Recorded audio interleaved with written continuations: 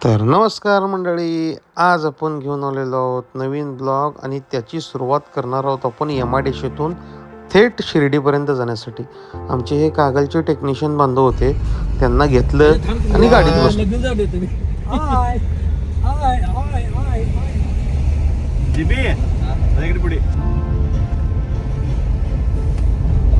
तिथून मग पहिला स्टॉप आमचा नाश्त्यासाठी थांबला.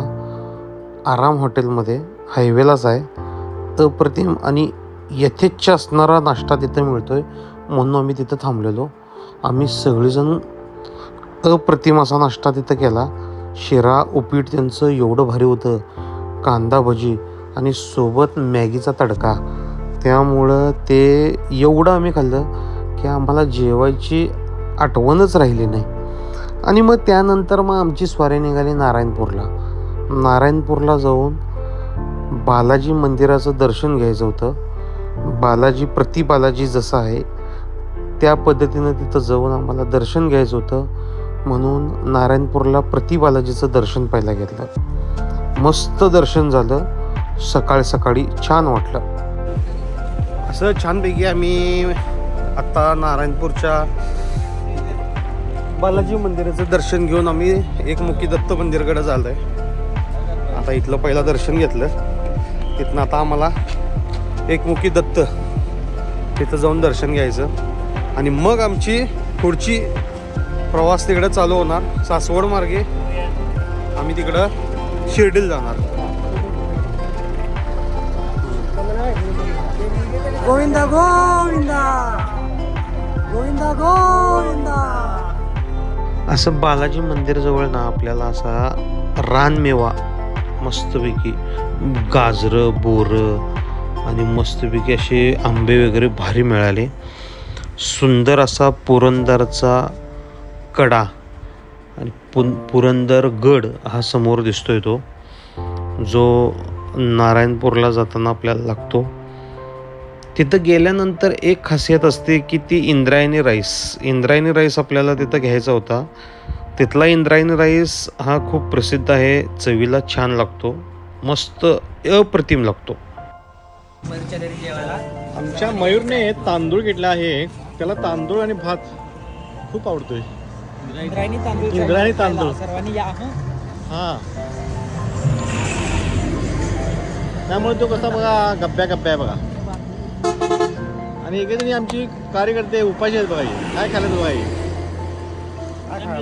शेंगदाणा आणि ब्राऊन पोहे. पुरणपोळी द्या. चला आता आमचा पुढचा प्रवास जेजुरीला आम्ही जाऊ. चला, नारायणगावला जाऊन आपल्याला पहिला दत्त मंदिराचं दर्शन घ्यायचं. ओके. त्यानंतर नारायणपुरात जाऊन एकमुखी दत्त मंदिरचं श्री क्षेत्र नारायणपुरात जाऊन दर्शन घेतलं आणि त्यानंतर आमची स्वारी निघाली थेट जेजुरीकडं. सासवड मार्गे आम्ही जेजुरीला पोचलो. हा जेजुरीचा गड चढता पाय एवढे दुखायला लागले की विचारू नका.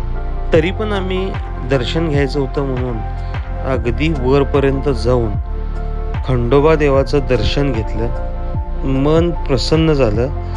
येळकोट जय मल्हार करत आम्ही कसं तरी करना जेजुरीचा गड चढला आणि आतमध्ये गेल्यानंतर भंडाऱ्याची उधळण केली आणि छानपैकी फोटो सेशन केला. तिथून मोरगाव पकडलं आणि मोरगावला जाऊन मयुरेश्वराचं दर्शन घेतलं. दर्शन घेतल्या मग आता म्हटलं पोटाबा करायचा, म्हणून पवार हॉटेल जे दौंडजवळ होतं तिथं जाऊन शाकाहारी जेवणाचा आस्वाद घेतला. असलं भारी जेवण होतं तिथं, क्वालिटी म्हणजे क्वालिटी. तिथला एक सेपरेट ब्लॉग मी टाकणार आहे, तो नंतर तुम्ही बघा, कारण जेवण एवढं अप्रतिम होतं. सुरुवातीला आम्हाला असे पापड दिले, मसाले पापड. त्यानंतर पनीरची भाजी, व्हीट रोटी, राईस, छान म्हणजे छान, अप्रतिम, उत्कृष्ट होतं. क्वालिटी म्हणजे क्वालिटी होती. त्यामुळं त्याचा एक सेपरेट ब्लॉग मी टाकणारच आहे. अशा पद्धतीने त्यांनी भाज्या वगैरे दिल्या होत्या आपल्याला. 2-3 नमुन्याच्या भाज्या आम्ही घेतलेल्या. आणि राईस पण घेतला होता. त्यामुळं क्वालिटी म्हणजे क्वालिटी होती. भरपेट जेवण जेवलो आम्ही, सगळ्यांनी भरपेट जेवण जेवलो. आणि त्यानंतर मग आम्ही पुढचा मार्ग निवडला. त्यानंतर मग आम्ही शनी शिंगणापूरला जाऊन शनेश्वर देवाचं दर्शन घेण्यासाठी निघालो.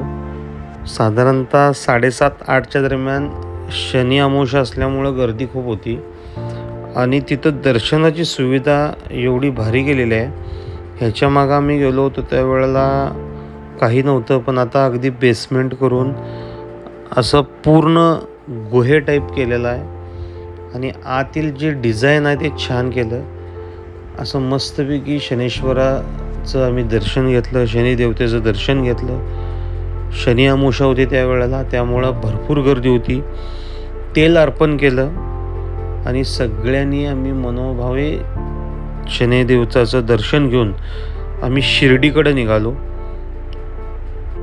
सकाळी काकड आरतीला उठून मग आम्ही साईंचं दर्शन घेतलं आणि मग आमच्या पुढील कार्यक्रमासाठी आम्ही निघालो. चला, छानपैकी दर्शन झालं. आता आमचं लॅबचं काय कॉन्फरन्स आहे तिकडे जाणार आहे आम्ही.